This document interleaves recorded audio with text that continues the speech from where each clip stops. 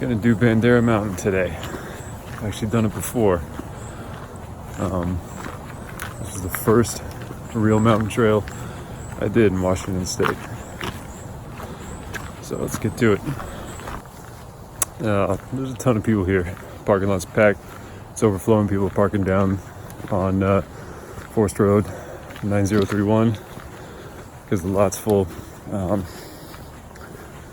When I came out here last time, 2013, it was on a weekday, middle of the day, raining, and I was the only car in the lot.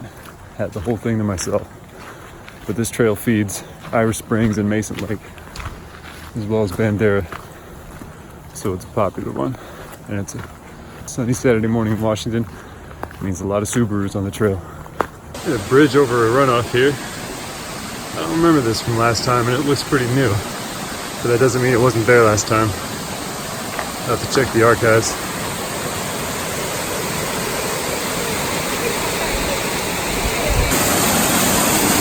Right behind you.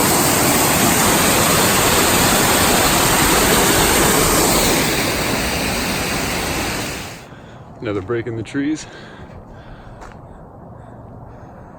That's more what I'm talking about. And view.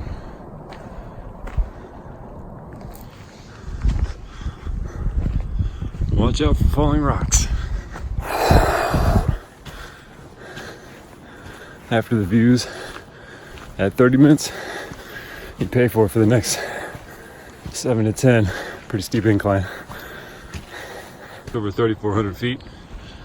Here come the switchbacks. Alright, 3,700 feet. And this would be a spectacular view. Blocked by the clouds though. Story of my life. And about 3,850 feet. Got this cool looking rocky section. I remember liking this the first time I did it. Just kind of neat looking up there. And more of that rocky section. I would advise caution here. It's no joke of a fall. Noted my first time doing Bandera. This section reminds me of a scene out of Skyrim. Looking for some cave. Some bandit took some trinket. Huh. When's Bethesda gonna put out another good game?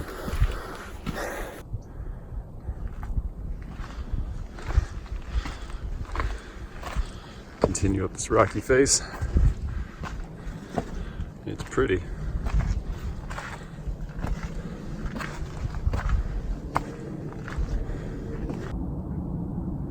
And Rainier's poking out a little bit too.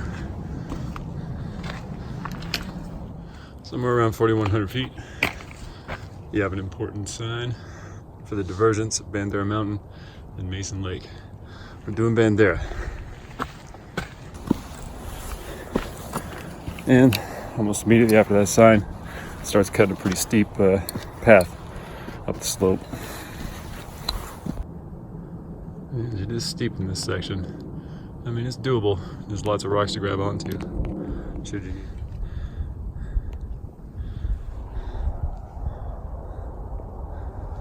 All right, 4,600 feet.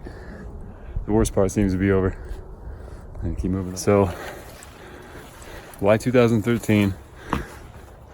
Before I took my first hike in Washington, and why Bandera? So, in the Army, we used to go hiking or rock marching, hiking, backpacking, going out to the field, all that. I was stationed in Alaska first, and they have one of the Army's 2 mountain warfare schools. And I put in for basic mountaineering course, and they said no, because I had less than a year left in Alaska. So instead of rewarding me for all my hard work, they said no, they gotta give it to someone who just got there. But they did send me to the winter course there, cold weather leader course. So you go learn how to survive in the snow. Be able to take a shelter out of snow and hold on. Well, that's a good view. It's essentially a 2-week course. where you're sometimes living in the snow. It's in Delta Junction, and sometimes you're staying in a warm lodge, which is nice after being out in the snow all day. So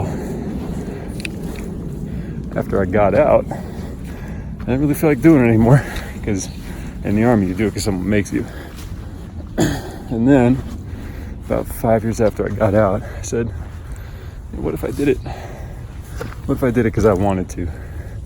So I did. Why Bandera? No real reason. I just picked it.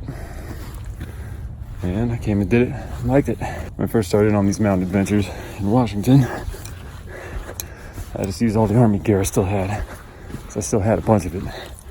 Assault packs, cold weather gear, all that stuff. So I showed up fully kitted out in Army stuff. And you learn doing it on your own that Army equipment isn't the best.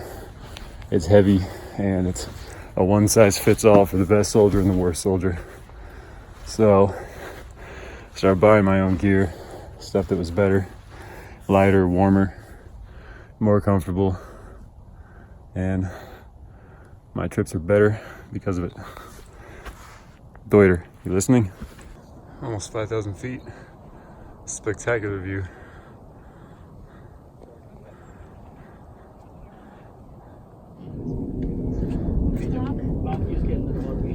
Mason Lake. Currently what's colloquially known as the false summit. I'm gonna head up to the true summit just to say I did it, and then come back and soak in more of the views. The true summit. There's a break to view mount right here, but lots of trees on the other side.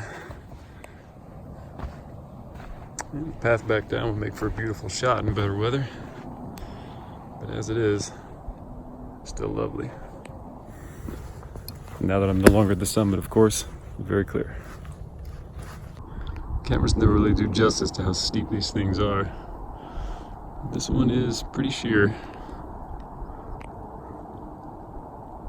This aggro crag out here, it's McClellan Butte, easily one of Washington's best climbs. I'll get back to it one day.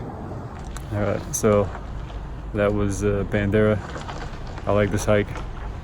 Second time doing it, I'd do it again. People say you can stop at the false summit. Don't listen to them, they're not your friends. Make the trek, it's just around the corner, go all the way. Not for kids, a little rough with the rocks. When I was heading back down, I took 3 spills myself. So I wouldn't want to see a kid split his nugget on that. There's a lot of great trails in the state. I love mountains. Love hiking, love climbing. I love all of it. Seattle's ground zero for Clown World. It's a shame. Someday I'm gonna have to leave. I'm out. How did I get here? Everything's unclear. I never meant to cause you pain. Give me a... Back to the truck, and of course, what's blocking me in? Subaru.